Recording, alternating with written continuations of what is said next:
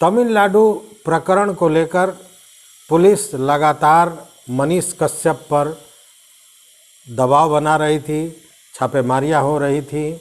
आर्थिक अपराध इकाई लगातार मनीष कश्यप को ढूंढ रही थी, लोग उसे भगोड़ा कह रहे थे, तमाम तरह की बातें आ रही थी।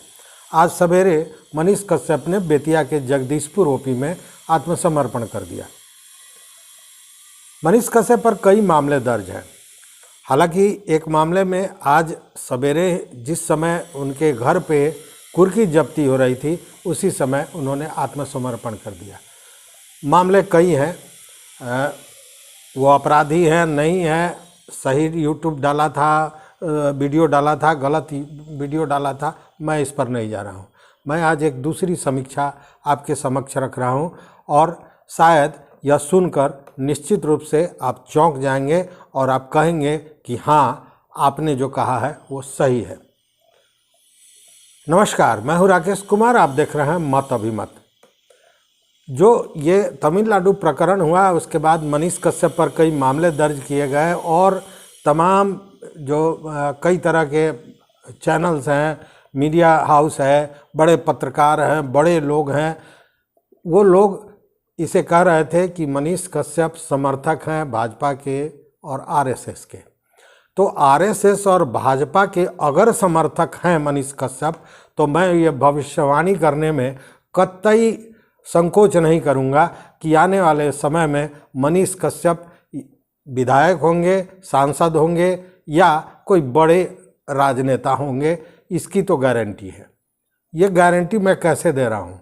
चूँकि आपको याद होगा, हमारे पूर्वज भी कहते रहे हैं कि इतिहास अपने आप को दोहराता है। जब किसी व्यक्ति या पार्टी का समर्थक कुछ भी करने को तैयार हो जाता है, उस स्थिति में वो निश्चित रूप से एक बड़ा नेता बन जाता है। यही इतिहास रहा है। आइए इतिहास से समझते हैं। आपको याद होगा, इमरजेंसी का समय। इमरजेंसी को भारत में काला दिन माना जाता है, काला समय माना जाता है। इमरजेंसी इंदिरा गांधी ने लगाया था और उसके बाद उनकी तख्ता पलट हो गई थी, बुरी तरह तख्ता पलट हो गई थी।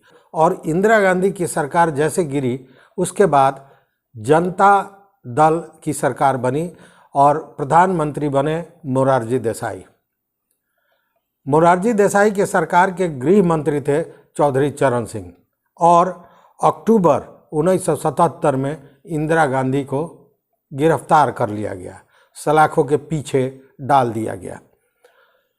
उसके बाद जो कांग्रेस के लोग थे, जो कांग्रेस के समर्थक थे, जो इंदिरा गांधी के समर्थक थे, उनमें भारी आक्रोश पैदा हुआ और चारों तरफ एक तरह से कहें कि हंगामा बरपा हो गया। लेकिन इसी में जो कुछ वैसे समर्थक थे जो कुछ भी करने को तैयार थे। इसी बीच एक घटना घटती है। 20 दिसंबर 1978 को लखनऊ से एयर इंडिया की एक फ्लाइट उड़ान भरती है दिल्ली के लिए।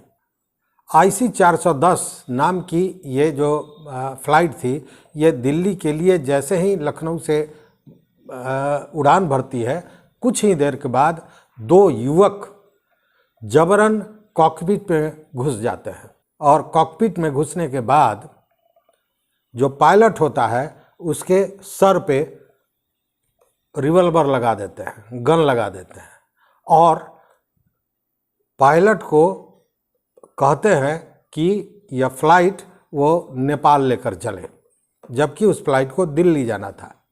उस समय जो फ्लाइट चला रहे थे वो थे MN बत्तीवाला, जो कैप्टन थे उस फ्लाइट के। बत्तीवाला ने कहा कि तेल कम है, ईंधन कम है, इसलिए हम नहीं जा सकते हैं नेपाल तक। तो फिर होता है कि नहीं तो आप बांग्लादेश चलो। इस पर भी बातचीत होने लगती है और अंत में जो दोनों अपहरणकर्ता युवक थे जिन्होंने उस प्लेन को अपहरित किया था, उस रिवॉल्वर को कैप्टन के सर पे लगा के वो तैयार हो जाते हैं कि ठीक है, इस फ्लाइट को वाराणसी लेके चलो। फ्लाइट वाराणसी आती है, वाराणसी में लैंड करती है। इस बीच में ये जानकारी शासन को, प्रशासन को हो जाता है कि यह फ्लाइट हाईजैक कर लिया गया है। और जैसे ही फ्लाइट के हाईजैक करने की बात आती है, पूरा हंगामा खड़ा हो जाता है। दिल्ली सरकार से लेकर यूपी सरकार तक सख्ते में आ जाती है। चारों तरफ से सतर्कता बरती जाती है। लेकिन इसी बीच वो दोनों जो युवक हैं वो कहते हैं कि जो मुख्यमंत्री रामनरेश यादव यूपी के उस समय थे, तत्कालीन मुख्यमंत्री, कहते हैं कि उन्हें बुलाया जाए। जब ये बात जाती है तो केंद्र से जो प्रधानमंत्री थे मोरारजी देसाई, वो यूपी के मुख्यमंत्री रामनरेश यादव को कहते हैं कि वो तुरंत वाराणसी पहुँचे और बात करें। एक स्पेशल फ्लाइट से तुरंत लखनऊ से वाराणसी पहुँचते हैं रामनरेश यादव जी। और तब वो दोनों अपहरणकर्ता जिन्होंने हाईजैक किया था उस पूरे विमान को, वो अब कहते हैं कि वो फ्लाइट में आवे, मतलब सीएम फ्लाइट में आवे और यही हमारी वार्ता होगी। इस पर जो सीएम रामनरेश यादव, जो उस समय वाराणसी एयरपोर्ट पर पहुंच चुके होते हैं, वो शर्त रखते हैं कि इस एक ही शर्त पर मैं फ़्लाइट के भीतर आऊँगा बात करने, जब आप विदेशी यात्रियों और महिलाओं को फ़्लाइट से बाहर आने दें, जहाज़ से बाहर आने दें। दोनों में वार्ता होती रहती है, लेकिन इसी में एक रात गुजर जाता है और कोई निष्कर्ष नहीं निकलता। इसी बीच लंबे समय तक जहाज़ रुकी हुई थी, यात्री उसी में थे, जिससे घुटन जैसी होने लगी। यात्री घुटन महसूस करने लगे, जिस पर यात्रियों के कहने पर वो दोनों जो युवक थे, जो हाईजैकर्स थे, उन्होंने कहा कि ठीक है, पिछला इमरजेंसी दरवाज़ा खोल दिया जाए ताकि हवा आ जा सके। इसी बीच जो MN 32 वाला पायलट होते हैं, वो पीछे का इमरजेंसी दरवाज़ा खोल देते हैं, वही दरवाज़ा जिससे आपातकाल में लोग को उतारा जाता है या आपातकाल में पैराशूट गिराया जाता था। जैसे ही वो खुलता है कि बहुत से यात्री, आधे यात्री लगभग उससे निकल जाते हैं। जो दोनों हाईजैकर्स थे, युवक थे, उनकी 4 मांगें थीं, जिसमें सबसे पहला मांग था कि इंदिरा गांधी को बिना शर्त जेल से रिहा किया जाए। और वो जो यात्री थे, जब वो कॉकपिट से बाहर निकलते थे, यात्रियों के बीच आते थे, तो इंदिरा गांधी जिंदाबाद और संजय गांधी जिंदाबाद के नारे लगाया करते थे। ये तो स्पष्ट हो गया था कि दोनों कांग्रेस के, इंदिरा गांधी के, संजय गांधी के समर्थक हैं। और मांग भी उनकी वही थी कि इंदिरा गांधी को बिना शर्त जेल से रिहा किया जाए। शासन प्रशासन जो है सो पूरी मुस्तैदी में था। जैसे ही दोनों हाईजैकर्स की आइडेंटिटी की पहचान सामने आती है, उनके घर के, उनके गार्जियंस को बुलाया जाता है, उनके पिताजी को बुलाया जाता है और सवेरे उसके पिताजी वाराणसी पहुंच जाते हैं। वाराणसी पहुंचने के बाद पिता को हाईजैकर पुत्र से वायरलेस से बात कराई जाती है। और जब बात कराई जाती है तो वो दोनों युवक जो हाईजैकर्स हैं, उनका हौसला पस्त हो जाता है, हौसला टूट जाता है और वो बाहर निकल आते हैं जहाज से और पुलिस उन्हें गिरफ्तार कर लेती है। गिरफ्तारी के बाद पुलिस भी हैरान रह गई, क्योंकि हथियार के नाम पर उन हाईजैकर्स के पास खिलौने वाली पिस्टल थी और बम के रूप में क्रिकेट का बॉल था। ये पूरी कहानी तो मैंने कह दी, लेकिन वो जो कट्टर समर्थक थे इंदिरा गांधी के, कांग्रेस के, संजय गांधी के, ये दोनों युवक कौन थे? ये दोनों युवक अपराधी नहीं थे, ये कट्टर समर्थक थे। और इंदिरा गांधी के जेल जाने के बाद उससे इतना आक्रोशित थे कि उन्होंने प्लेन को हाईजैक करने जैसा अपराध कर दिया। और उनमें से एक थे भोलानाथ पांडे, जिनकी उम्र उस समय 27 वर्ष थी, और दूसरे थे देवेंद्र पांडे, जिनकी उम्र 28 वर्ष थी। ये कहानी मैंने इसलिए कहा कि अब देखिए क्या होता है। एक युवक एक समर्थक, कट्टर समर्थक अपने नेता के लिए, अपने पार्टी के लिए इतना बड़ा कदम उठा लेता है जो अपराध की संज्ञा में आता है। उसके बाद फिर समय बदला, राजनीति बदली, इंदिरा गांधी फिर सत्ता में आई और सत्ता में आने के बाद उन दोनों युवकों को टिकट कांग्रेस का दिया गया विधानसभा में और जो भोला पांडे थे वो बलिया से 2 बार विधायक रहे, एक बार 1980 से 1985 तक और दूसरी बार 1989 से 1991 तक। वहीं जो दूसरे युवक थे देवेंद्र पांडे, वो भी सुल्तानपुर से विधायक चुने गए।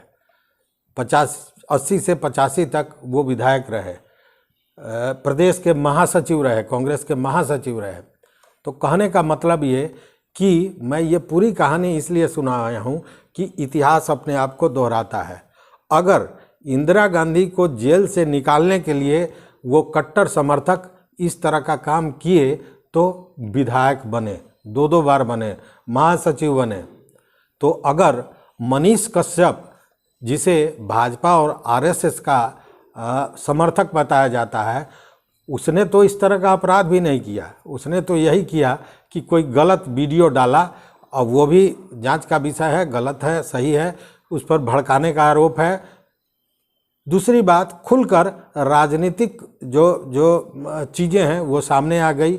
मनीष कश्यप ने सीधा एक तरह से कहें कि चुनौती दे दी तेजस्वी यादव को, जो राजद के एक तरह से आज के दिन में कहें तो प्रमुख भी हैं और बिहार के उप मुख्यमंत्री हैं। उसने कह दिया कि अगर मैं गिरफ्तार हुआ तो 180 दिनों के अंदर में ये जो गठबंधन की सरकार है गिर जाएगी। साथ में ये भी चुनौती दे दी कि 25 में किसी भी स्थिति में विधानसभा का जो चुनाव होगा उसके बाद मुख्यमंत्री तेजस्वी यादव को नहीं बनने देंगे। तो मेरा ये कहना है कि अगर मनीष कश्यप भाजपा का या आरएसएस का कट्टर समर्थक है, आरएसएस के साथ तो उसके चित्र भी आए हैं और भाजपा के भी कई नेताओं के साथ चित्र आए हैं, कट्टर समर्थक है तो निश्चित रूप से आने वाले समय में मनीष कश्यप विधायक होगा, सांसद होगा। इसमें कतई शक व शुबा की गुंजाइश नहीं है, चूँकि इतिहास अपने आप को दोहराता है और राजनीतिक एक घटना से ही मैंने इस बात को आपके समक्ष रखा है। तो ये जो मेरी समीक्षा है ये कैसी आपको लगी? मेरी जो भविष्यवाणी मैंने की है, मैं भविष्यवक्ता नहीं हूँ, लेकिन जो घटनाक्रम है उस आधार पर मैंने जो कहा है, इस पर आपका क्या मत है ज़रूर दीजिएगा। चैनल पर नए हो तो निश्चित रूप से सब्सक्राइब कीजिए और वो बेल आइकॉन दबा दीजिए ताकि हम जो वीडियो बनावें वो सबसे पहले आप तक पहुंचे। तो देखते रहिए मत अभिमत। बहुत बहुत धन्यवाद, कोटिशः आभार।